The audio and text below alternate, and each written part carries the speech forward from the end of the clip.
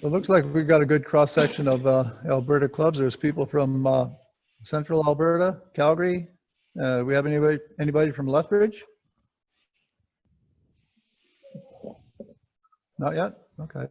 Yes, John Vandenberg from Lethbridge. Oh, great. Yeah, well, that's great. So we got everybody represented here. That's great. And there's still a few people coming in, but we got about 28 people logged in so far, and it's about 7 o'clock. So I guess without from Lethbridge. Oh, great. Without further ado, I guess we should probably get the ball rolling here. We're sitting out here in Barhead. We're in Jeff's shop. And tonight, Jeff's going to give us a rundown on CNC embellished turnings. And we can ask everybody to mute their mics. And when we want to ask questions, absolutely, you can ask questions, but mute your mics generally, and then just hold your space bar down to ask a question, or use the chat. We've got 3 computers set up here, so Ted and I are monitoring the chat, and we'll be switching cameras for Jeff, and Jeff is plugged into his computer so that you'll be able to hear him and he'll be able to hear you, and we'll just hope for the best. So without further ado, I'll turn it over to Jeff. Thanks, Bert, and thanks a lot to Ted and Bert for being the production team tonight. It's made things a lot easier. So after I showed a couple of embellished pieces 2 weeks ago at our regular meeting, Ted reported there was considerable interest in how to do this, because it's not something you see very often. So I put together a presentation I call CNC embellished turnings, and hopefully this will answer some of your questions. So what we'll do is I'll talk about CNC and what it is, what's it good for, why did I choose to do this, and some other CNC info about how to build one, and or whether you want to buy one or something like that. We'll do a brief demo of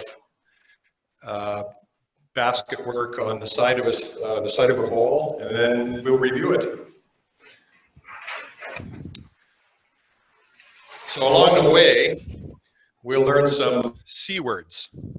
So CNC stands for computer numerical control. And that means a computer is telling a machine what to do, how to move, and all that kind of stuff. You guys are still hearing okay? Yeah, it went away from mine, so. But it's very confusing for a lot of people. So confusion is one of the C words. Compromise is another one, because you have to decide what you want to use it for. You can spend an awful lot of money and have basically a boat anchor, or you can do it a little more cheaply and it doesn't do what you want it to do. So cost comes into it. Choices, there's a bazillion choices out there, and anybody that's dipped their toe in the water realizes that there's a lot of choices. The learning curve can be fairly steep, although mine was steep because I don't have anybody to teach me. But I enjoy a challenge. And one of the last words is cussin', and you'll do lots of cussin' when you're working through something like this. I think there are quite a few people out there have CNC machines, say a Shakeopo, an X-Car, or something like that, and they do a little bit of flat work, but they don't really know how to make them work for their wood turnings, which is why I got into it in the first place. I was turning away, and you can turn so many bowls before, well, I kind of want to decorate them. And I decided pretty early on that doing it by hand, and there's some guys in our club, Terry Skinberg in particular, do beautiful work by hand. But I just don't have the patience and the skills to do it that way. And it's nice to have a uniform product that's not too quick. So rather than taking days, I like to think in terms of minutes and a little bit more precision. And a computer will certainly do that if you're set up right for it. So I searched through all kinds of software, all kinds of hardware, and made a bunch of decisions along the way. And that's where compromise comes into it. So a basic question is, should you buy one? or should you build one? Which one do I buy? And it really depends how much money you want to spend. You know, it's easy to add zeros in this business. If you just want to buy one, you're probably looking at a couple $1,000s for a Shikopo. You get the bigger one, in my opinion. They're XXL. It's adequate. It'll do pretty much anything you want to do with it. Although, as you'll see with my machines, you do have to cut a hole in the floor of it.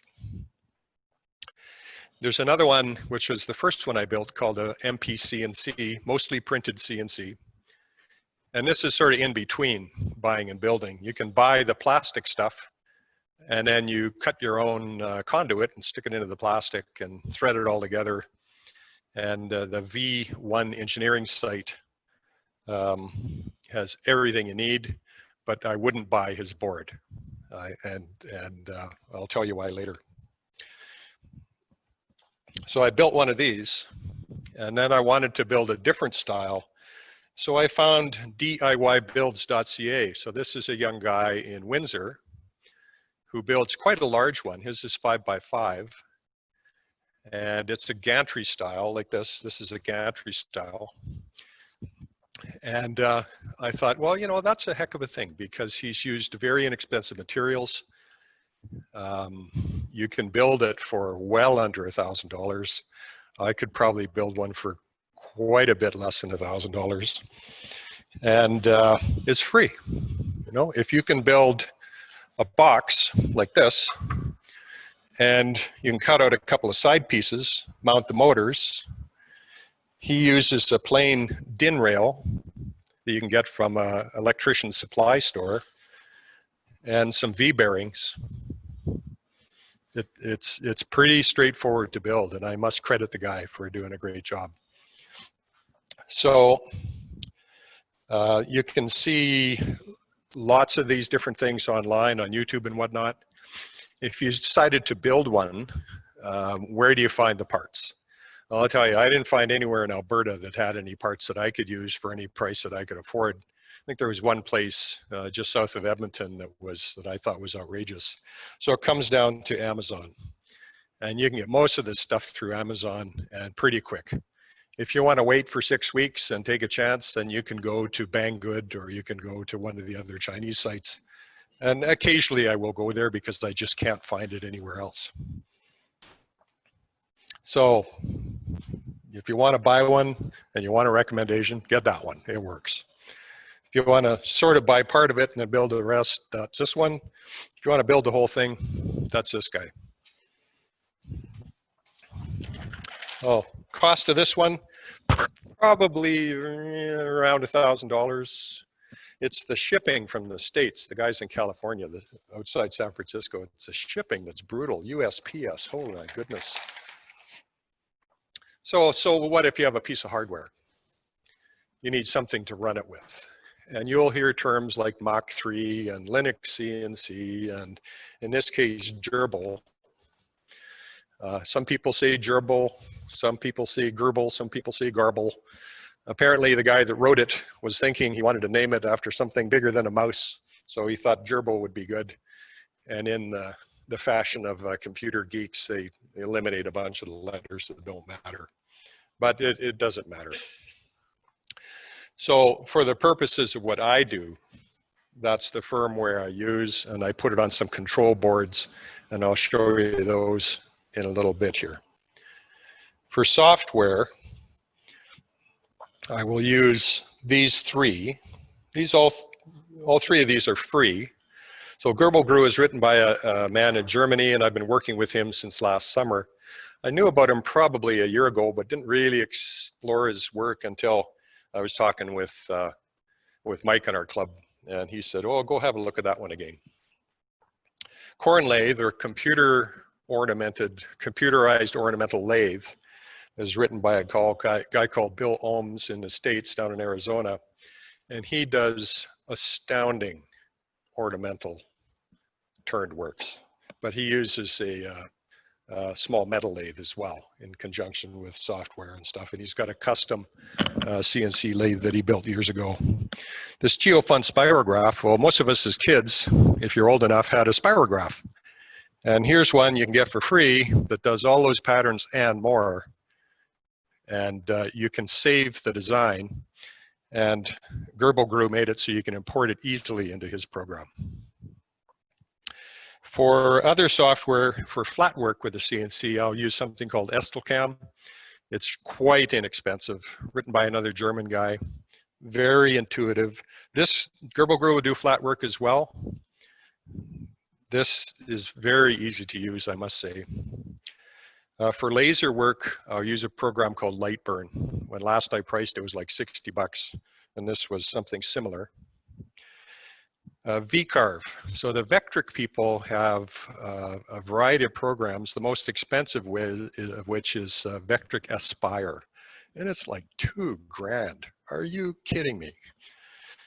VCarve Desktop is limited to 2 feet by 2 feet, same company, and it's really very good. If you want to do some different creative stuff, there's a lot of features to admire with this, and it's a couple $100. It's not so bad. I like free. Free is good. And this guy must really compliment the man who's written Gerbil. This is his baby. He is extremely cooperative and reasonable with making new features. I'm not the only guy he's talking to. He's got lots of people he talks to, and he's written software for a bazillion machines, including the Shakeopo. So the embellishment process that I go through we'll come to this in just a few minutes. I thought I would show you something about the hardware and a little bit about the kinds of things I've been doing before we get on to the embellishment bit. So we'll go over to that camera over there. You've still got your cookies here, you guys. So with these machines, these are little bitty cards. This one, this kind called a Arduino Uno, I programmed this with Estelcam directly. So I just hook onto this, program it, it's done. And it's like one click to program it. And that's the way to go with that one. That thing can have a little bitty shield like this that has stepper drivers that plug in the top. And that literally plugs into the top of the other one. What I'm using for 4-axis work and 5- and 6-axis work is this one is called an Arduino Mega 2560. Cheap, these are like 20, 25 bucks maybe.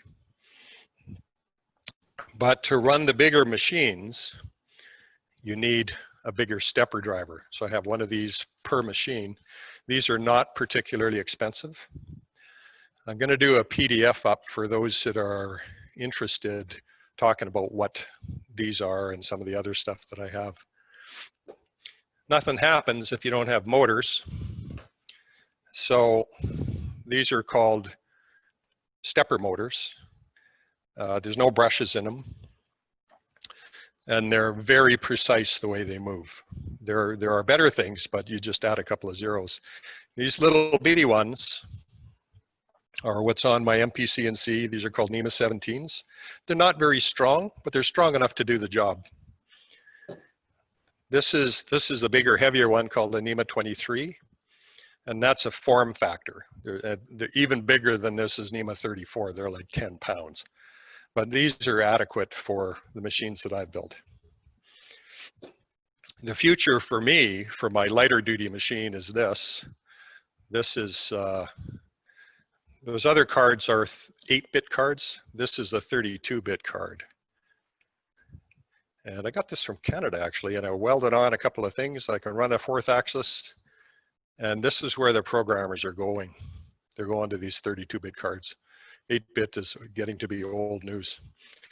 And this little thing with the power supply can run my whole MP-CNC, believe it or not. These are the little stepper drivers, obviously considerably smaller than this thing. These will handle about 1.8 amps. This little one will handle 4. And that's the only difference, really. I'm sure they have a little dinky chip inside of that. Other hardware, this is a DIN rail that I use for my DIYbuilds.ca machine. It's about $8 for 6 feet at an electrical supply store. This is 8mm rod. I use that. This is an 8mm lead screw. You can use 5/16 threaded rod or something. It's okay.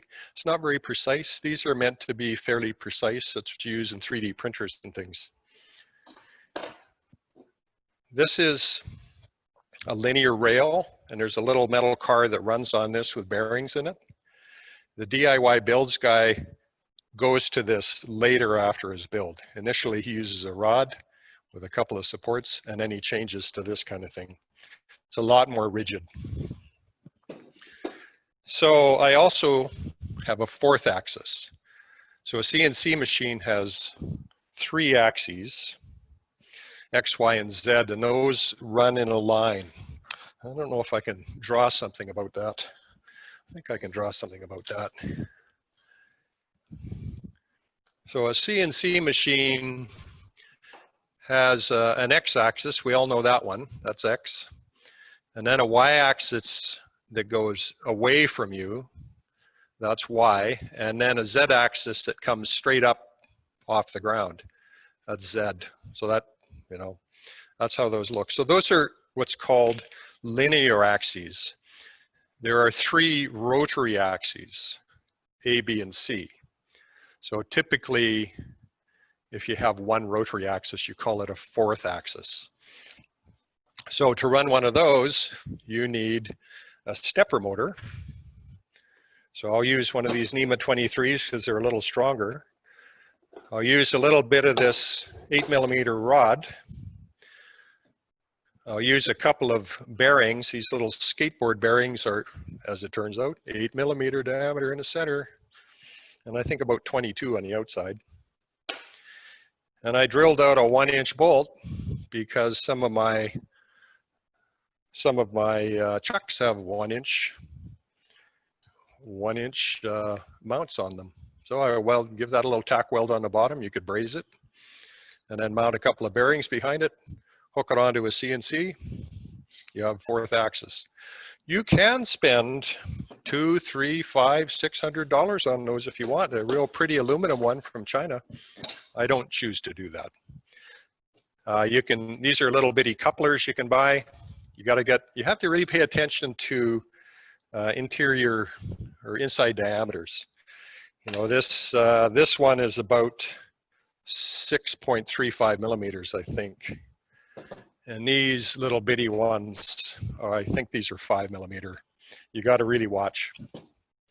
So then you can get adapters to go anything to anything. Amazon. These lead screws have little lead screw nuts, typically made out of brass, and they thread on them. So there's not much backlash with them. You get a lot more precision that way. For my DIY build CNC, I use these V bearings. I think they're 3/8 hole there. I got them from Canada Bearings. It's the only place I could get them at a reasonable price. So what can you do with one of these darn things? So you build it or you buy it. What can you do with it? So I've made my wife a variety of things for her weaving. These are very easy to design and cut out. I would cut out, you know, something maybe 1 inch thick and then slice off 2 or 3 off the 1-inch thick board with the bandsaw. I built her a little thing for picking wool apart, and I cut out most of the parts except the obvious ones, which I can do on a table saw. But anything with interior work, the little boards that have all the nails, I drilled out all the holes in a grid with a CNC. It was very easy to do. A lot of guys will get a 4th axis, and then the programs say, oh, you can use your laser and all this and that. So they start doing things like this. And certainly that's fun. It's basically a cylinder. And that's as far as most people get in my experience and from what I've seen on the internet and read and things like that. And I wanted to do more than that. If you've got a CNC and you want to etch some glass, this is a little glass brick I got from the Restore. Got a whole box of them for about $10. I don't know how many, there are lots. I have some nearby. I have some marble tiles or black granite tiles and some mirror glass and stuff. Like all this stuff can be etched on the front with a little diamond tip cutter that fits in your router and just scratch it along. Or you can burn off, in the case of a mirror, you can burn off the backing with a laser very easily. Vinyl cutting, you can get little vinyl cutter knives that fit in the chuck of your router and cut sheet vinyl that's stuck down and stick that to things, make signs. So I started thinking about how I could go beyond a simple cylinder and laser decoration. And I think earlier this year, maybe January, I honestly can't remember, I was experimenting with Gerbil Glue, learning how to do macros. And I ended up producing this. And this is very similar to what John Lucas does. There was a recent article in AEW magazine about this kind of thing. And I've tried his way, which is using a router on a platform on your lathe and all that. But I just found there was too much variation and I couldn't get very nice results in my hands. So there has to be a better way. So about 15 lines of a code and a little cutting and pasting. And this took about 6 minutes. No word of a lie. And it did a pretty nice job. Like there are issues. The very first one I did was this. It's pierced right through. And I actually restarted it a couple of times. That's why it's a little shaggy in the middle, because I wasn't sure how deep to go when I was programming it. And I went right through it like nothing. And this took maybe 7, 8 minutes, something like that. And that ended out pretty good. Maybe I'll make one and do it properly next time. So with the same sort of learning arc, I learned how to do this. And this is actually remarkably easy to do with a 4th axis and Gerbil Glue. This little cup, this is another one I did, was remarkably easy to do, just doing these straight line fluting. But I knew I wanted to do something a little more complicated. So ultimately, about a month ago or so, 6 weeks ago, I learned about corn lathe. And I already knew about corn lathe. And it works on a Mac, but my Golka put in the time and got it to work on a PC, so I didn't have to use 2 computers to do it. So then you can start taking the patterns from the world of ornamental turning. And is this ornamental turning? No. You do ornamental turning on an ornamental lathe, and it's a whole thing. But that doesn't mean you can't use some of the patterns. And the man, Bill Ohms, that wrote Corn Lathe, knew that inside and out. So to do a little rosette pattern like this is really very easy. This takes like 3-4 minutes to do that if you're doing on a box top or something. So I was pretty hooked when I found a way of combining Gerbil Glue and Corn Lathe. Gerbil Glue got hooked. And so he's starting to make it easier to move it back and forth between the programs. So this little sort of basket pattern we'll try to get to on another turning blank I made later in the evening. And this is the third one that I showed 2 weeks ago. This is a little vase I did with a fishnet pattern. And once again, this took about, I don't know, about 5 minutes to cut. Like it didn't take any time. I did one earlier today with a different pattern and it didn't quite work out. But that's the nature of it. You know, if I did one like this and it didn't work out, I'll turn it off and have a little smaller vase, or I'll have a candlestick or something. You know, we're all familiar with design opportunities. So I've made a few different patterns like this for coasters. Some of them work and some of them don't, you know, just in terms of visual appeal. The other thing I can do with this CNC is little signs. This is called V-carving. And I'll show you some other examples of that. A friend of mine does wedding cakes for people. So she asked me to make little signs for them. And V-carving is just the whole thing. You can make some really beautiful embellished writing with the right script and do whatever you want with it. And I do that mostly with Estelcam, that stuff. Laser work, flat laser work is easy. I've done tons of that. You just find a pattern and you cut it, you just burn it with a laser. Because these lasers are quite small, you're not going to be cutting through stuff. You know, you very, very thin wood, maybe 1/8 of an inch. These are, I use a 6-watt laser. I have a 3, I find it a bit weak. The 6 is much better.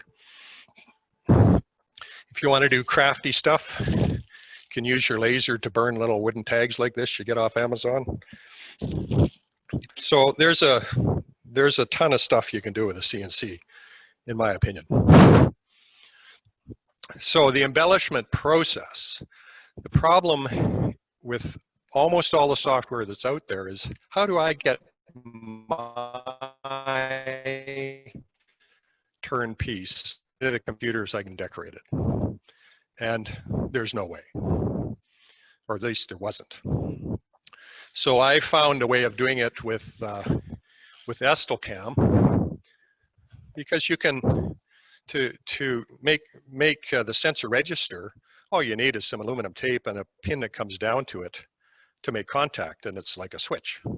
So I started with this kind of thing, and you know, it worked, but I wasn't that happy with it. So then I started looking more at Gerbil and its capabilities, and ultimately started corresponding with the author, so that now I can take a piece like I've shown you, say this vase, because it's got curves in 2 directions, and with one of my machines and a very simple Z probe, I can come down, sample the points, get the curve, and at that point in Gerbil I can do 3 things. I can do nothing. I can save the data and use it later, or I can export it to Corn Lathe and use it there, and Gerbil has that working very well now, the export to Corn Lathe function. If I'm just going to use this in Gerbil, I can take the data, push a button, and it'll spin a 360-degree version of this in a format called STL, stereolithography. So an STL file is great, because I can take it with Gerbil, I can use some kind of image file, say a snowflake, or I was telling Ted and Bert that I had a little lizard. I think I posted that on the AAW site somewhere. I had a little lizard on one of these, where there's little feet coming up and hanging over the edge and the tail curling down here. And to project that on one of these is a very nice strong point of Gerbil, that projection feature. You can do flat work and just put things on that and do it, but being able to project to the curve is just fantastic. So that opened up the world of being able to really design stuff for my turnings. So typically what I'll do is I'll turn a piece, I'll scan it with a simple Z probe. I have a Z probe over there. What the heck am I talking about, Z probe? So this is just a switch, and this is the simplest version of it. I don't know if that'll show up very well, but it's just a wire with a spring that goes up and makes contact with this. And then the two ends of that go back to the control board, and the machine will register that a connection has been made. So if it can register that dot and where it is in 3-dimensional space, you have your data point. You link those together, and you've got a scan of your 3-dimensional object. To do that takes a couple of minutes, literally. To turn it into an STL takes 1 click. To export it to Corn Lathe, another click. And to save the data for later use is another click and a little bit of typing. So from there, that's what I'll do. I'll either export it to Corn Lathe, design in there, and then export from that the machine code called G code back to Gerbil and run it. Where Gerbil has got this working in the vertical sort of plane, I tend to do vases in the horizontal plane, a lot of vertical. Or I can go through Gerbil Glue and project designs on it. And then I can burn it or cut it and then take it to finish after that. So that's the process for doing that. I'll talk a little bit now about the two machines that I'm using. Oh, am I showing up over here, guys? So this one, lost a camera? Okay. Oh, dead. How about, don't know where the tightener for that is. So the first CNC machine I built a couple of years ago is called a MP CNC. And that is actually really versatile. It'll run a little bitty trim router, a DeWalt 660, and that'll fit on this thing. And this moves in, you know, this is the x-axis in mine. This is the y. It moves back and forth easily and quietly. You know, it's really, I don't know if you can even see that. Moving those around is kind of fun, actually. Most of these machines suffer from not a whole lot of z-axis travel. And that's partly because the longer you make your z-axis, the more wobbly they become. And that's not a good thing. I saw one Oriental fella had done his in China somewhere with like a 3-foot long bars, conduit bars on his Z-axis, and I could just see that thing wobbling all over the place. But to get the vertical that you need for doing a wood turning, you cut a hole in the table. That's the easiest way. Because mostly what you're doing is working at roughly tabletop height. So that one is adequate. You're not going to do aluminum in those things. And you probably shouldn't, because they're just not sturdy enough. I added the lights later. This thing assembles very easily with all the plastic bits and little NEMA 17 motors. If you decided to go that way, I would suggest you go on Ryan's website, V1 Engineering. And I would suggest you just buy all your stuff through him. He's got the motors, he's got the wiring. I wouldn't buy his card, because I would suggest going with these little bitty Arduino cards. His card is like 125 bucks, and it's for printing. It's a Marlin card, and it's not very good at CNC, in my opinion. And if you don't want to do printing, then why have a printing type card? The support forum with V1 Engineering is very good. The support forum for Shakeopo is very good. And for a new guy learning stuff, you need those support forums. Chances are extremely good. Somebody's already asked the question that has occurred to you. You might think it's a dumb question, but somebody else has already asked it. And the answer will be there somewhere. You just have to keep looking. This other one, DIY Builds, is a lot heavier. Like this y-axis, or the y gantry, is about 40 pounds. I could make it lighter by putting holes in this, the front and the back of this, but it doesn't really matter because it works properly. I wanted something that was more rigid than my little MP CNC. So that MP CNC can print. This one cannot print. It's just not nimble enough. That one is really good at laser because it can turn on a dime. This one does good laser too. You just have to be careful about how fast you're doing it. To mount a laser module on one of these is super easy. I just put this spindle on the other day, so I had to redesign the mount. And this is a little 6-watt laser. Does that show up very well, Bert? This camera's better? Say when. So this is a little 6-watt laser. I got it through Amazon. You can buy them from China. You have to be careful with these. If they say, oh, don't use longer than 15 or 20 minutes, walk away, because they will burn out in about 15 or 20 minutes and you wasted your money. This one was, I think, about 160 bucks or something, 180 bucks. 6 watts. You're not cutting through steel or anything like that, for goodness sakes. You need a 100-watt laser if you want to do a whole bunch of 1/4-inch cutting and stuff like that. And that's around 2,000 bucks.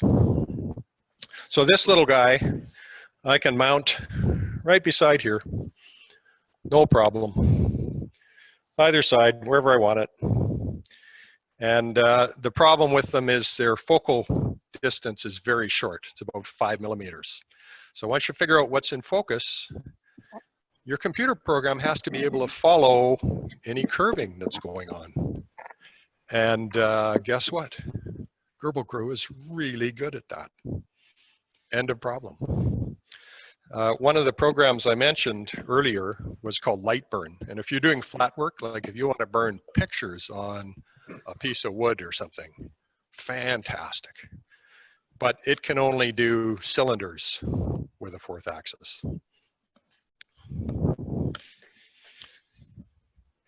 So that's the story on lasers. Really very easy to use with the right software. Gerbil Crew will run a laser as well. Lightburn has features that allow you to do pictures, like photograph pictures, quite easily. And Gerbil Crew, that's not what it's for. But it will run basic lasers. It'll do line drawings and stuff like that, no problem. The little laser that I described on the side of a vase, I actually had Gerbil Crew color in the little design with little ultrafine Sharpie markers. I just told them it was pockets. I think Stu has turned his mic back on. I heard that cough. So this one, this DIY builds, I made the Z-axis a little bit longer. This is 400 millimeters. I made the whole machine smaller than his. I scaled it down to about 70%. His is 5x5. This one is about 3x4. And I made the side pieces the size that I wanted. You know, I can stick my thumb under there. The clearance under mine is about, I don't know, 8.5 inches or something. And that's plenty. For any kind of flat work, that's more than enough. But when you're starting to tip things up like this, you need more vertical. And if it's vertical and in the middle of the Z-axis, it stays fairly rigid too. I put, until about a week ago, I had a router on this, a DeWalt 660, no, it's DeWalt 611. So it's a 1.25 horse router. The problem with routers on these is they're cheap. They have 2 bearings. So most people doing much CNC work go to spindles. They're quieter by about 10 decibels, which is significant. And this one is more powerful, and it's got 4 bearings, 2 in the bottom, 2 in the top. So they can take the side load that you typically get. This is fairly long with the bit in there. You're always going to get vibration. I also have an extender for this. So it's got a collet in the bottom, and this goes into the chuck, 1/4-inch chuck. I got another one for another router that's got a 1/2 inch shank on it here. And then you can put bigger bits in there if you want to. But this one will take 1/4 inch, no problem. 3/8, 6 millimeters, like you see bits like that. For router bits, I'm going to go over here and show you what I've been using so far. I start out with regular round nose bits like that. There are things called end mills, and they look like a drill, but an end mill is not a drill. An end mill is designed to cut on the side. I'll use V-bits like this. This is a 60 degree. This is a 90 degree V-bit. And these are really nice for V carving. You can thread things with a CNC very easily. So this is a 60 degree double-sided taper bit that's used in that Chefware Kits threader. This is the same bit, 3/8 shaft. So I can use this and it'll whirl threads in whatever I want. Estocam will do that and Gerbil Glue will do that. This is called a canoe bit or a canoe cutter. Lee Valley has these things and they have the matching cove. This is the cove. Yeah, the other one's the bead. Yeah, so this is the cove bit. So that works. I use these little slot cutters like this, or bigger ones like that. And tonight, the one I'm using has got 1/4-inch cutters on it. It'll be pretty noisy. I found a little veining bit like this. This is a big one. I've got a much smaller one. So what I was looking for one of these so I could think about doing spiral candlesticks and things like that, rather than cutting them by hand. My goodness. What else have I got on here? Oh, that's enough of those anyway. If I want to use a pencil to draw on something, I built a really expensive pencil holder. This one holds a Sharpie. It's got a spring on the bottom and it's got a spring inside, and I drilled the hole to hold it. You take the lid off, tell it to go down, you know, 1 millimeter or something after it touches 0, and you can draw all you want. Yeah, that cost me a lot. So if you got to draw with 3D plans or something like that, there you go. So I think next, what do you think? I show them the scan process. Should I show them that? Is this camera focused in over here on the other machine? So I've set this little MPCNC up to do a scan of a little curved form there, just lowering that. That Z probe is no more complicated than a piece of wire, about 4 rivet ends, and you can move right in on it, Ted. And a spring that I stole out of a spring, and in the top there's a little switch. That's all it is, nothing complicated. It doesn't quite show up on that camera.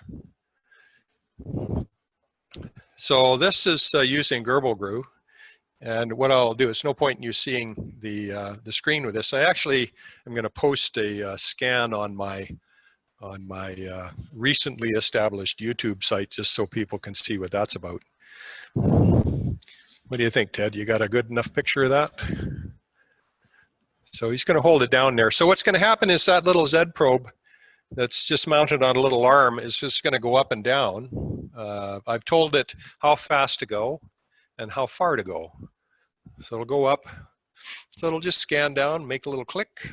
It'll move over 5 millimeters and just keep doing that until it gets to the end that I told it was the end.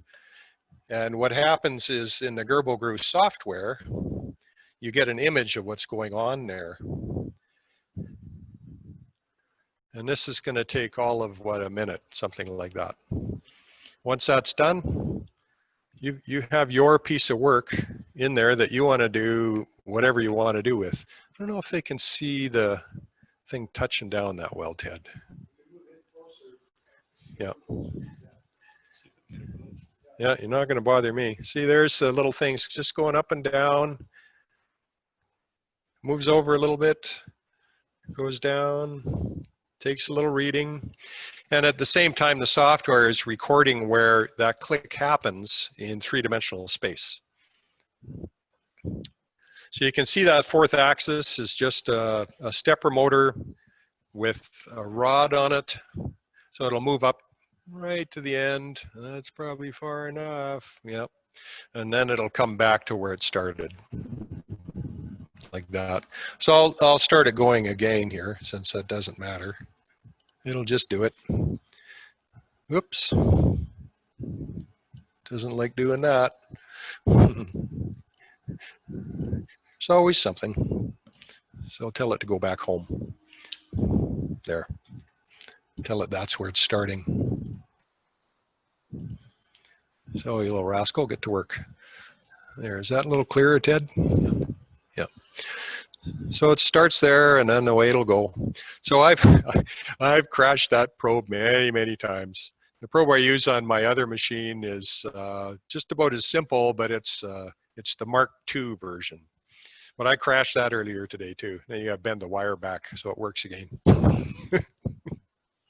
Or you can spend $300 and cry in your wallet with one of the really expensive ruby tipped ones. Yeah, I'll stick with a little bit of hay wire and a spring and a few rivet heads. Thanks. So that's how long it takes to scan it in, and my piece of work is in there as that goes. So that'll go right to the end, just as it did before. And what you can't see is on my screen. Ted can see it, of course, but it has the outline of what's there. So I can save that data and turn a three-dimensional image that I can use for it. I don't know if that shows up very well. Yeah, not very well. So it'll move back to the beginning now. Yeah. So that's the scan process, super easy. From there, I can use it directly with an image, or I can export it with a click to corn lathe.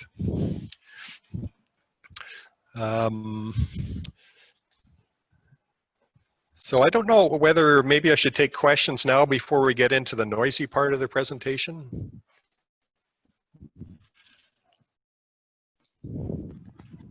Sounds good. Anybody out there got questions? You can either chat them to us or just unmute your mics and just ask Jeff directly.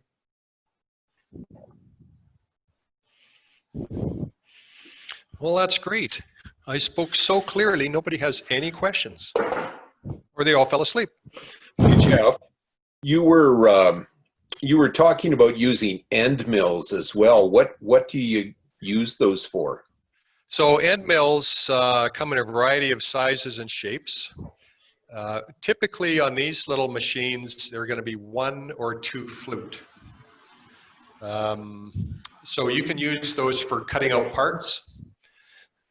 If it's an upcut type end mill, it draws the chips up. If it's a down cut, naturally they send it down. And in between they have compression end mills. So I can cut out wood, I can cut out plastic, I can cut out parts, I can drill. And you typically would use an end mill for that. In the world of the real CNC guys, you get 4 flute end mills and things like that. Those are for steel and for very high speed machines. You don't use them in these things. You need adequate sized chips so they'll jump out of the way. If they're really tiny, they'll just clog up a 4 flute end mill or something like that. And they're cheap. I get them off Amazon, 1/8" ones. Yeah, I tend to get 1/8" bits with a 1/4" shank, because those little 1/8" end mills, they can bend. I've seen it happen if you get any kind of depth of wood, say over 1/2 inch or something, or you're going a bit too fast, they'll bend and your piece won't be square. Perfect, thanks. Typically, if you're going to do 3-dimensional carving, for example, and I have a little piece that I actually did this in Estelcam about 2 years ago, I think, or 1.5 years ago. Here's the little piece. You got it, Bert? So this is done with a ball nose end mill. And I think it was an 1/8" end mill, and it was a few passes to get down to that depth. You do a rough cut with maybe a 1/4" ball nose end mill, and then you do a very fine cut. How's that? Yeah, you get better thing. And I actually did bigger versions of this. They're called comfort birds. So I did those for our local victim services group. And you can do those on a flat CNC with a with a two-sided technique with the right software like Estelcam, where you flip it over halfway. So you have to register it very precisely. So when you flip it from side to side or you flip it top to bottom, the machine will ask you which way you're going to go, and then it'll mill out the other side of it. So you get a three-dimensional carving done by your CNC. It's really interesting. Or people will get V-Carve desktop, or the more expensive ones, and they will do relief carvings. And I've done signs that way, where you have a horse or something like that. Other questions? What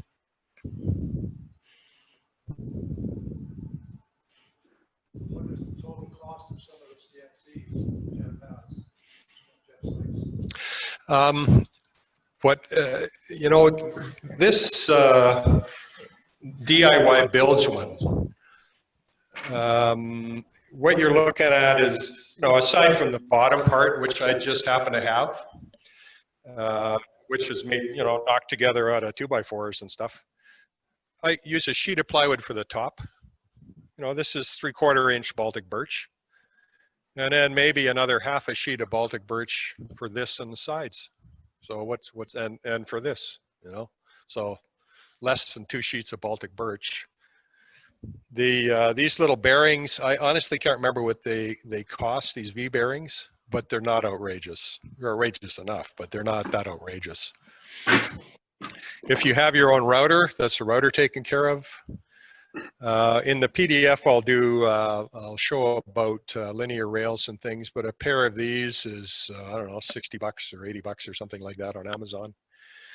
These little NEMA 23 motors are, depending if you get them 3 at a time, you need about 5 of them. You know, 1 here, 1 in the back of this to run it back and forth, 2 on the sides, so that's 4, and you need a 5th one for your 4th axis. So 5 of those. On the little MPCNC, it has 1, 2, 3, 4. It has 5 motors plus the 4th axis, so 6. So what's this thing, you know, what you're looking at, these bars here, they're like $8 or $10 each. You need 4 of them. I could have built this 5x5 easily. I didn't. 3x4 is enough for me. The 4th axis I have down there, I use the chuck off my lathe, so that doesn't cost me anything. A 1-inch bolt that's about 2 inches long, and I drill it myself and cut it off. And then the rod, 8mm rod is cheap. They're like less than $10, I think, for those. And then you only need 1 lead screw. The thing that these run on as well is this G2 belting, and GT2 belting, and GT2 gears on the motors. And that's cheap. You get like 30 feet of it for, I don't know, $20 or $30 or something. It's pretty cheap, whatever it is.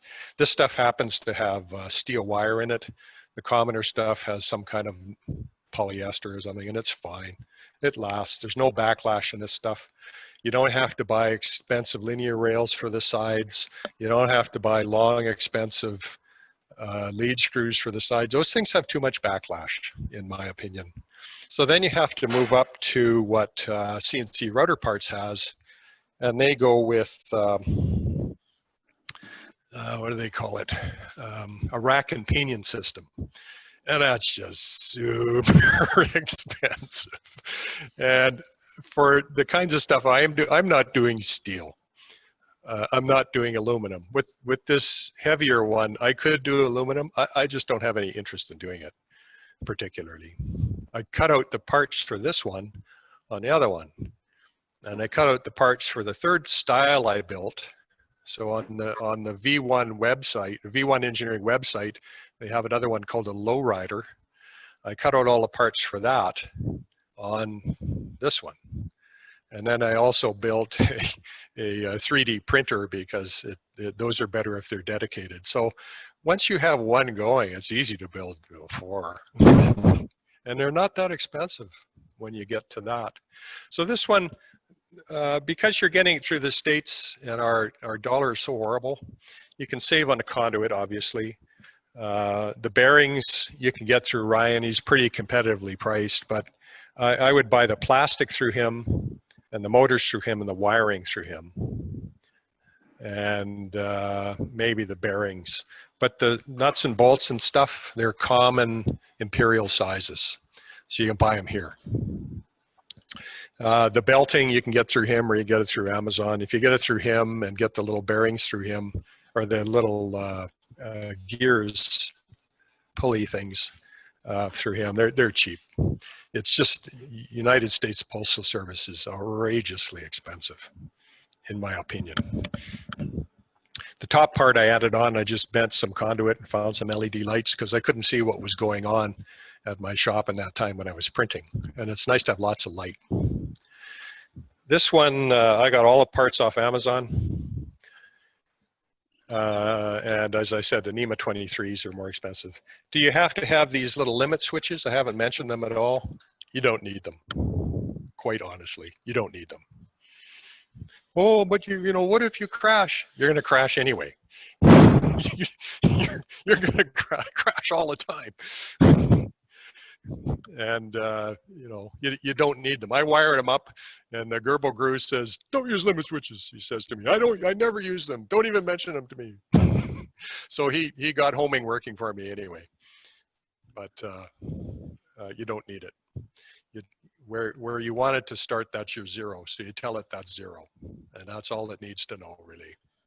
It doesn't have to be more complicated than that. Estelcam is just the same.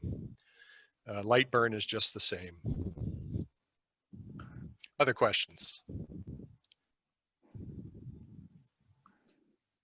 I'll just mention there, I know you said you don't like limit switches, but on my CNC, I do use them for homing only.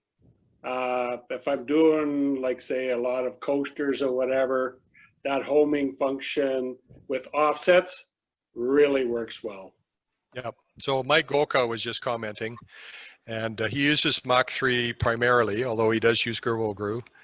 And there are uses for homing switches as he's described. If you want your machine to really know where it is in 3D space, and you're using something like Mach 3, then a homing switch is really good. But I don't bother with them. I wired them in just because that's the way I am. But even the 32-bit chips and stuff, I didn't even bother with them because mostly you just don't need them.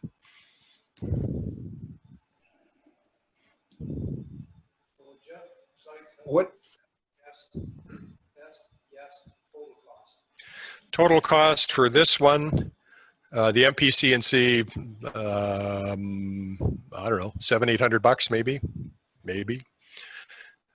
This DIY builds version, I think you could build it for $500, I think. Maybe less. I don't know, I haven't added it up. You know, hobbies. A hobby is a hole in the ground into which you throw money. Everybody knows that. And they're far sight cheaper than my one-way lathe, I'll tell you.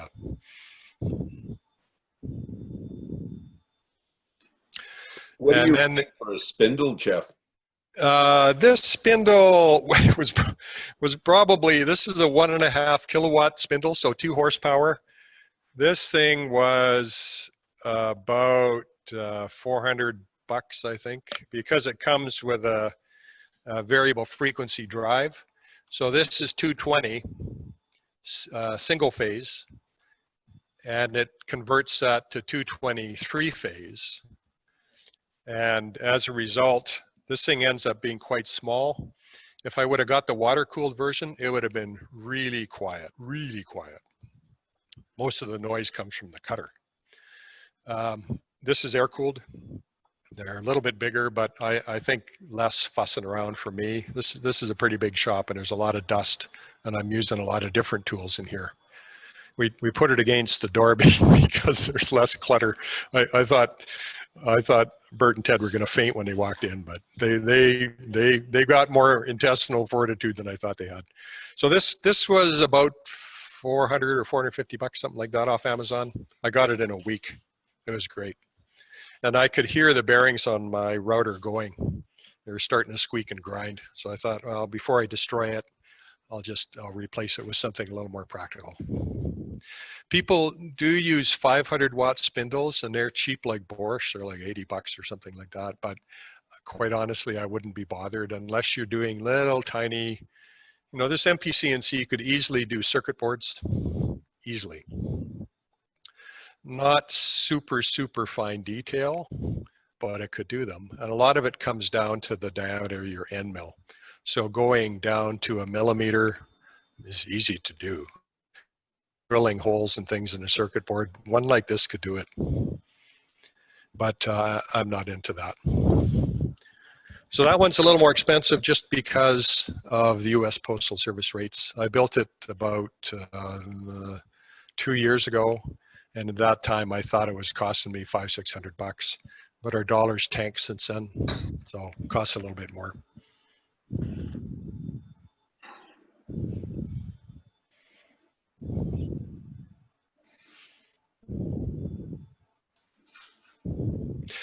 So if somebody's looking for a machine where I just want to push the button and it works, then the world of CNC is probably not for you.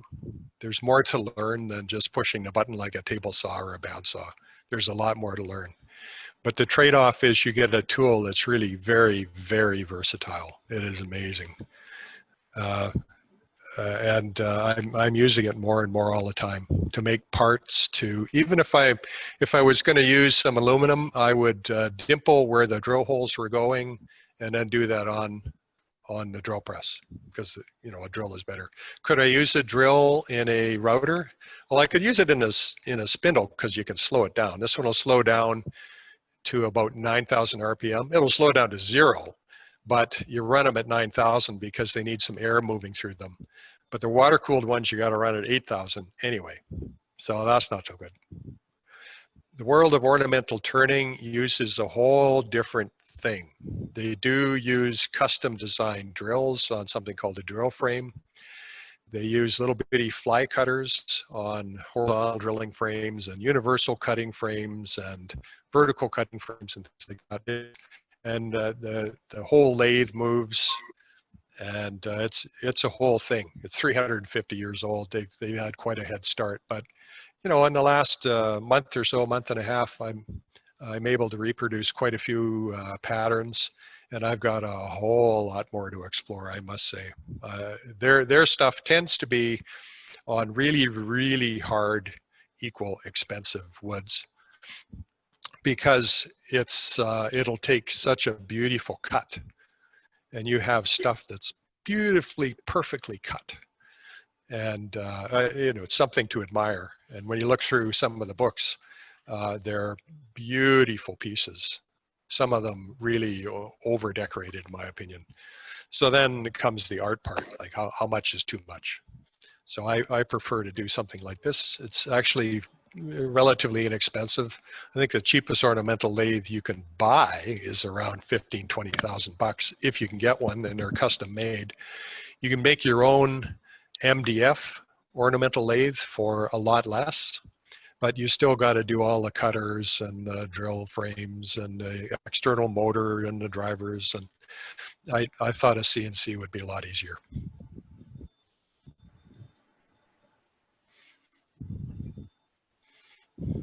Bill and Ted are Ted and Bert are watching TV. It's like two kids playing video games over there. So any other questions?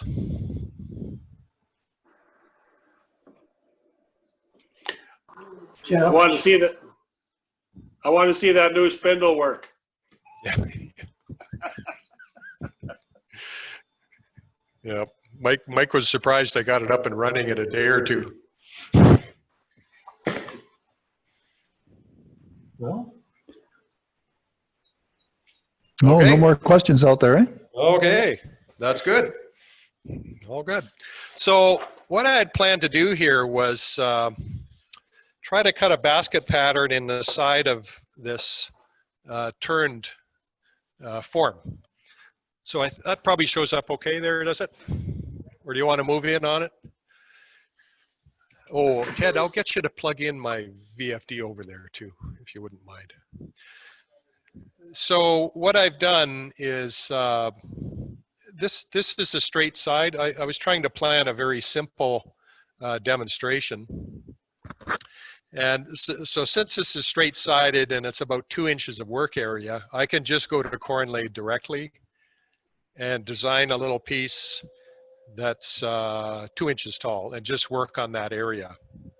So then it's a question of finding the, so X, Y are actually centered in the very middle of the piece. And then it's a question of the Z height. And because I started the cuts, probably have to drop that. Because I started the cuts at the top of the piece, then the software wants to start at the top of the piece. And what it does is follows what the ornamental turning guys call a rosette. So they take a basic sine wave, which is like a upside down U, and you link a bunch of them together, and you see this, it's like you see when somebody's talking about wavelengths and things like that. So it's a sine wave.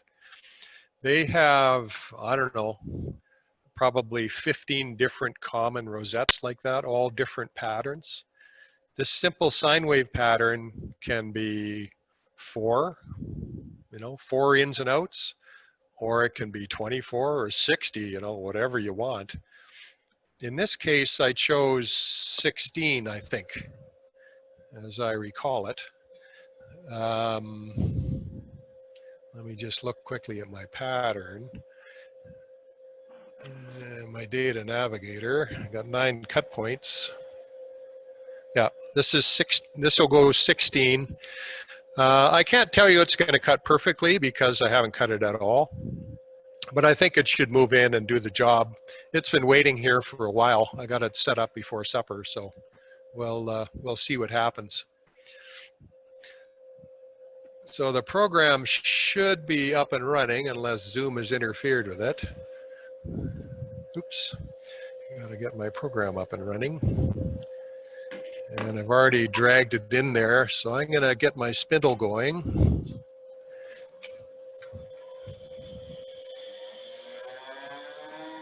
So there's a little bit of an airplane noise there, and it's coming from the cutter. And I'm gonna speed it up a little bit more. That's about 16,000 RPM. And we'll see what happens. It's either going to be a disaster or it's going to do the job. So what it's doing now is just turning its fourth axis, the A axis, back to 0. And it's moving over. So you can see the top part moving in and out according to the sine wave. So it's cutting 0.025 inches per pass. So each pass will be a little bit deeper. And it's moving along at a pretty good clip, as you see. And hopefully you can hear me over top of the noise there. And I think my speed is okay. I can actually manually increase that up to about 24,000. So it's hesitated there, if you can see that, just for a sec, to go a little bit deeper. I have it turning in a negative direction relative to what it would normally turn, so that it's cutting against the rotation. And you can specify that in corn lathe. So it'll do, I think, 4 passes around, maybe 5. And then it'll move down 1/4 of an inch because it's a 1/4 inch cutter. So I think Ted's going to try to get that in a little closer and maybe even drop it a little bit, Ted. Yeah, sorry for the wiggly vision. Just trying to get you a little closer view on that.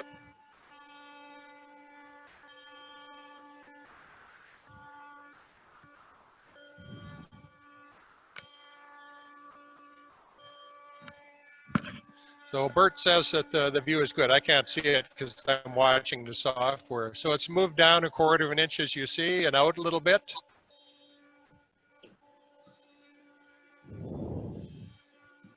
And away it goes, and it'll go all the way down to the bottom.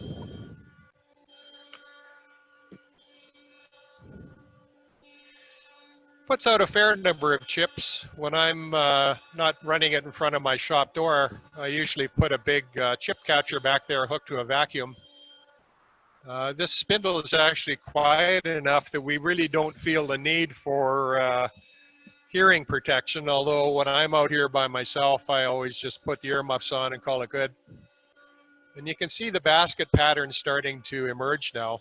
Now, the way I did that was I told it to offset the sine waves, each one by 180 degrees. So the first level is at 0. The second level, the phase or the offset is 180. The third level will be back to 0 and so on. I was trying one earlier today with a ball-nosed bit on a vase, and I had each cut offset 60 degrees instead of anything else. And that gives an almost a water effect. It's really interesting, but it didn't work out the way I wanted. And so I'll recut that one, or I'll make another one and do it again. It's a design opportunity. It's also very easy to do fluting in corn lathe, or you can have it move to a particular spot and just punch in a design. Mike Golka did a design with a round nose end mill that was like dots, and it looked really cool. You can have zigzaggy lines going vertically, or you can have them going horizontally. Like there's all kinds of things you do. And it's all based on this simple sort of sine wave of different frequency. I was trying to cut some little butterflies or swallows, and you can see very brief videos of that on my YouTube site. It's called Embellished Turnings. And you do that with some very exaggerated sine wave movements. So you can change the height of the wave that it's cutting at. This one's only going down maybe 1/10 of an inch. That's the unfortunate part. Corn lathe is in inches, and Gerbo Group prefers millimeters, because he's European, of course.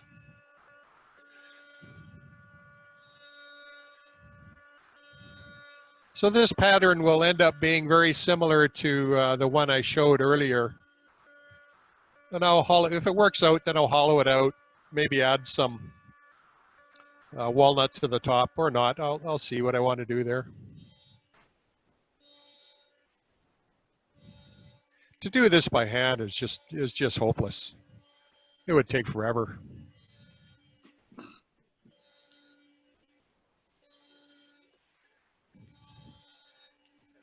And as you see, it doesn't take very long for each cut to be done to depth and then move down, just a couple of minutes.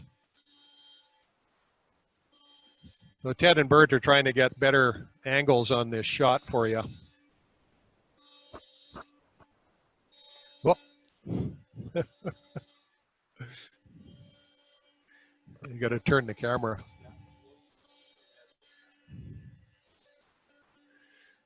So at the end of the presentation, I guess I'm going to run this slot cutter through one of the cameras by the looks of what Ted's doing.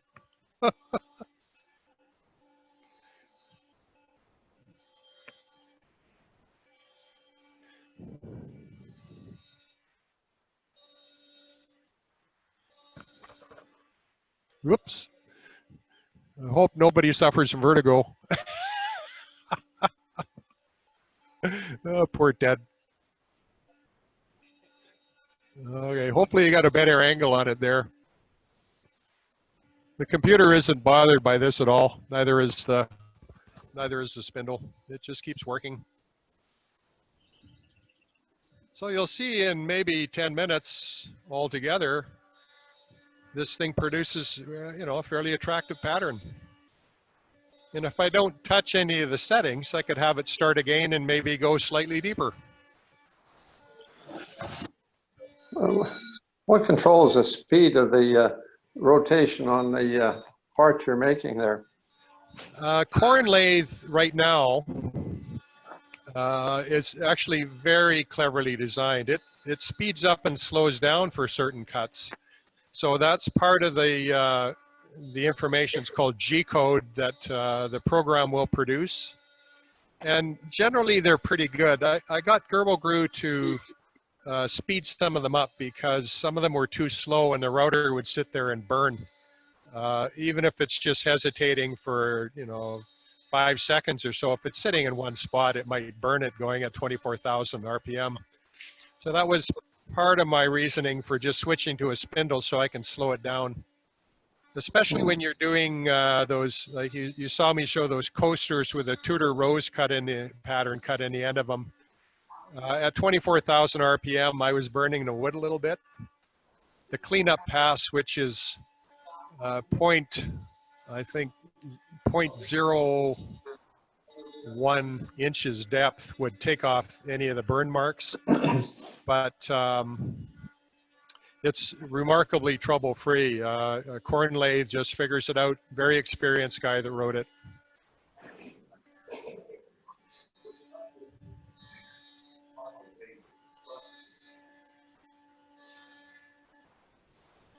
So this function of Gerbil Glue is called a G-code sender. In other words, it gets the G-code, it's produced by another program, and it just runs it. It doesn't otherwise interfere. I could slow down the speed a little bit probably in the program, but I haven't found it necessary. So Gerbil Glue's done a really good job of coming together with the software and corn lathe, and we've just got a little bit further to go. It's kind of a tough nut to crack, getting it to work vertically like this one and horizontally like I might do a vase.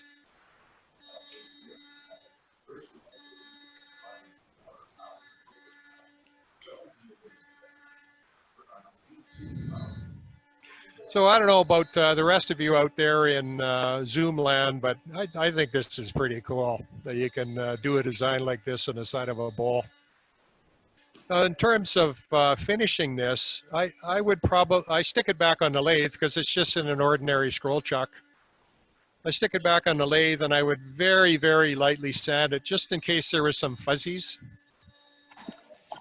And then I would leave it at that. I might add as I said, a bit of walnut on the top. I have to finish the foot, obviously. But the router bits cut so cleanly. It's really nice to use them. With different diameters of cutters, you get a different mark made on the wood. So this one is, I think, about 1.8 inches across, as I figured out earlier today. And I have some others that are maybe 1 inch across. And that little thread cutter, I'm going to try to use that for a few things because that's similar to the kind of cutters that the ornamental guys use. And I'll see what kind of a mark that makes.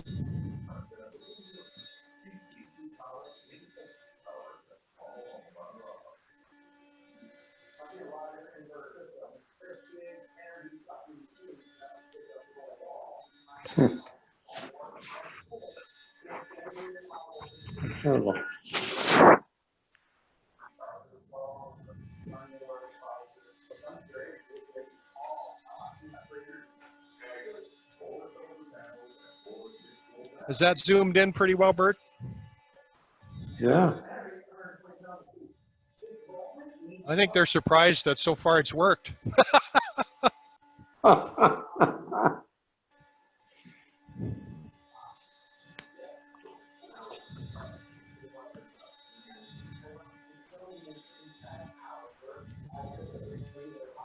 So Mike Golka, for your information, this one's only running about 16,000 RPM.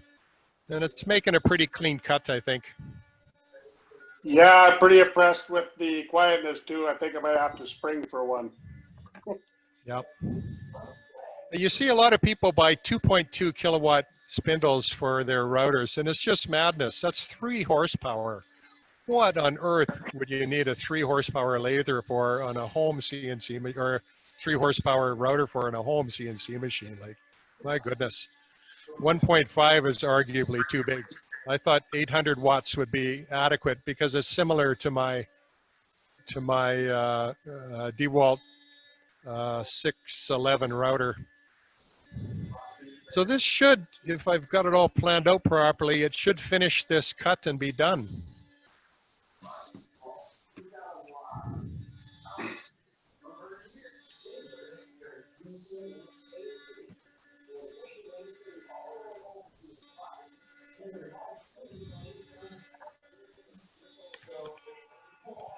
So what version of gerbil am I using? Something more than 1.1. Typically, the fun stuff with lasers starts around 1.1e. There's laser mode. But 1.1, almost anything will work just fine with gerbil glue. And that's what I'm running my 32-bit control boards on. This particular version is called Gerbil Mega 5X. And that's for these Mega 660 boards. Now it's going to do one more cut, but I don't think it's going to do anything. Yeah, it's just cutting air. So I'll just tell it to stop.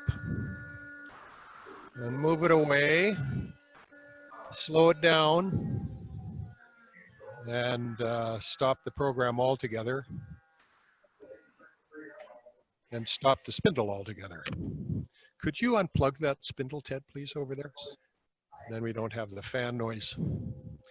So this gerbil Mega 5X, you have to program the gerbil Mega 2560 card with it, and there are easy ways to do it, and there's harder ways to do it.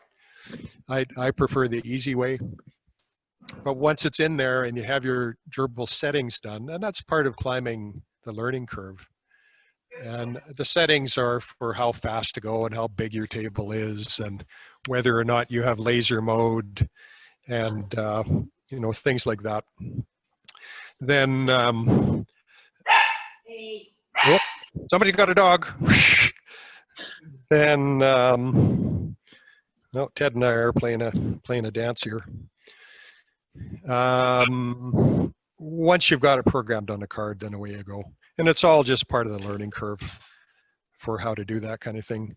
With something like a Shakeopo, they actually have a version of gerbil in them, as I recall, something like 1.1, probably E. One of my versions is 1.1L. I got another one that's 1.1H, so 1.1 anything usually greater than E works just fine. I have some versions of gerbil made specifically for 32-bit chips, and it works very well. But once again, that's a learning curve that I've jumped up on and been able to customize things the way I want for what I want to do. And change pins around a little bit so that it works better for my laser and things like that. If you get into lasering, one bit of advice I would offer is buy some decent laser glasses from an American company. I honestly don't believe our friends across the Pacific care. They just don't care. They go to some store and they get it and then they put it together in a package. So I got this out of an outfit in the States. These have some side protection. They fit over my glasses because I got to wear glasses all the time. Can I come up close to this one? Bert, how about that? So these are a really good pair. They weren't super expensive. My eyes don't ache at all with these, not at all. With the Chinese ones I had, I used them a little bit. My eyes would ache after maybe half an hour, and I'm thinking, wow, despite having these things, this is a bad thing. So I don't use the Chinese ones anymore. I'm sure they're well-meaning and all, but you know, they're really not much. These things are really not much more than sunglasses. And laser is really cool. That is tons of fun, and it's very fast. And as I said, a little 6-watt laser is fine. And the other cool thing you can do with a laser, I haven't showed these guys, but I was reading a paper from Holland talking about plexiglass. And if you have your laser slightly unfocused and you play it back and forth across the line, it'll bend.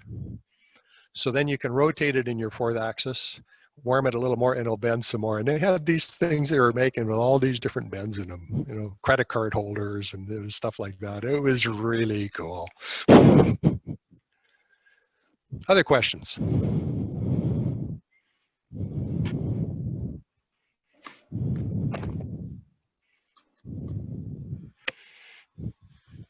Okay, so in review, I hope I've been able to tell you a little bit about CNCs, what they're all about, what you might use them for, some of the things you have to consider if you might purchase a CNC.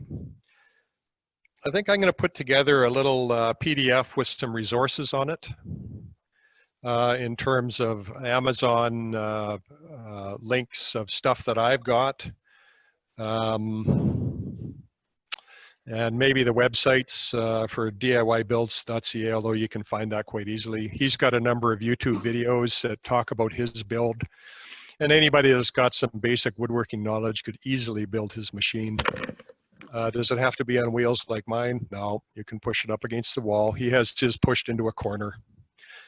There's tons of stuff like Winston Moy does Shakeopo stuff. He's on YouTube. And you can have a look at a Shakeopo up close with one of his. As I get around to it, I've only been at this YouTube posting stuff for a week. So I made a site called Embellished Turnings.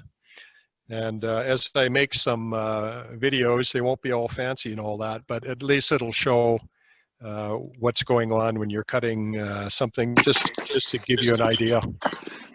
I've been climbing this part of the learning curve for only about a month. And I've got 350 years of ornamental patterns to catch up on and learning to do and figuring out which router bits actually work and which don't, or which orientation to run them at, or which designs work well with what. And there's just a wealth of information from the ornamental turning world. But as I said, this is not ornamental turning. This is just using some of their patterns and ways of making things. And the whole key is, of course, their rosettes. And the key to that is Bill Ohm's corn lathe program. He has some videos, if you look at, he has some longer ones where he explains his program, and you can see really good graphics about how he can do different things. And as I said, Mike Golka has actually ported this to Windows. So because it's written in Java, you get the latest version of Java, and then you run this thing, and as it installs, and away you go, you got corn lathe. GerboGrew, you don't even have to have a CNC to play with that. It's free. If you got a Windows computer, it's free. You download the latest stable version from gerbogrew.com, and you can play with it. He originally designed this as an instructional tool. And then he's been adding on more bricks and mortar as the years have gone by. He's been doing this about 6 years. He's a very experienced guy. And really very interested in having his program work for lots of different things. So there are versions of it that work for the guys that cut foam for, I presume, airplane wings and things like that, or if they're model airplane builders. And other ones that run CNC lathes, where you mill out parts. He wrote one that runs a 6-axis robot arm. That's part of it too. I've actually had 6 axes working on this DIY builds machine, but I have a hard enough time wrapping my head around 4 axes, much less 5, and then 6. Oh my goodness. That's a whole lot of 3-dimensional thinking and planning that's a challenge. Maybe one day I'll get there. So I think that's about all I can say. Once again, I'd love to thank GerboGrew for creating such a great program, and Bill Ohms for making such a great program. And here in my shop tonight, hopefully the transmission speed has been good and not broken up too much. And Ted and Bert have been super helpful in doing the back office work, the production team. So thanks, you guys. Over to you. Well, thank you so much, Jeff. And I think I can speak for everybody. That was a tremendous presentation. I'm just in awe. This has definitely been an eye-opening experience. I enjoyed every minute of it.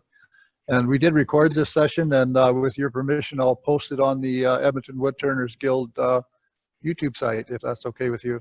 Of course. Okay, super. So everybody out there, what do you think? Wonderful. Fantastic presentation. Terrific. Well, it's great. If anybody's interested, I do have a piece with 3D carving on a curved piece I can show.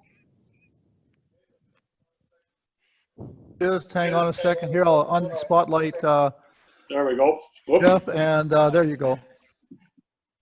Am I up? I'm just going to spotlight you here now. Just hang on a second. What's going on here? I lost your mic. Give me a second. I'll find you again. Here it is. Can you spotlight him? Yep. Okay, There we there go. you go. You're spotlighted. Okay, so this is Get a little bit back from the more- camera. A little bit Try back. Yeah, a little up by your head. There you go. And Okay. the lights. Yeah, there you go. Okay, so this is done with a little more sophisticated software, but as you can see, the 3D element, the little lizard, has been projected onto this vase. This is something else you can do with the same setup Jeff has, just a little different software. I'll zoom in and you can see maybe the kind of detail you can get too. You can see the scales on this little lizard. Looking good, Mike. Yeah, so yeah, it's not just limited to corn lathe type stuff. There's, like Jeff said earlier, the sky's the limit when you get into this stuff. I've been doing it now for CNCing for just about 17 years, I believe.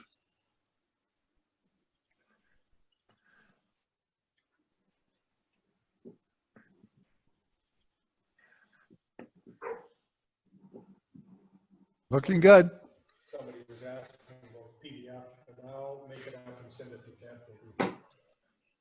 Oh, PDF, yeah. So go ahead and answer that, Jeff.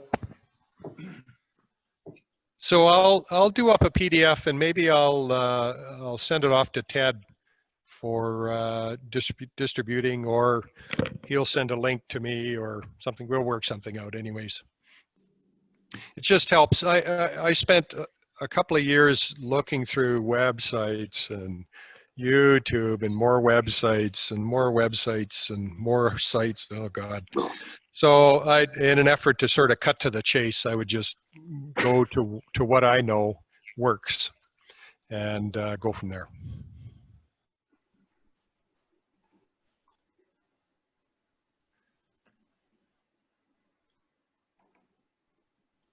Yeah, that'd be really great, Jeff.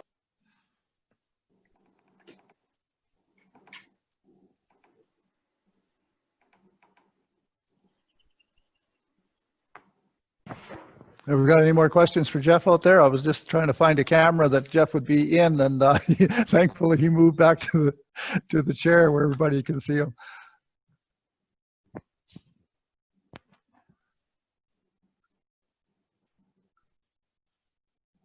So no more questions on the chat. Lots of people saying thanks, Jeff. Great job. Thumbs up. Thumbs up. Everybody's having lots of feedback on that. That's great. Well, thanks everybody. Happy to do it. Great. Well, I guess that's, if there's no other questions, I think we can probably call that a wrap. That was a fantastic effort. And like I say, I'll post this on the Edmonton Woodturners Guild YouTube site probably in a day or two. Good. So thank you all for watching, and we'll catch you again at a later date. Take care. Take Right. care. Okay, Bye thanks now. very much, guys. Great job.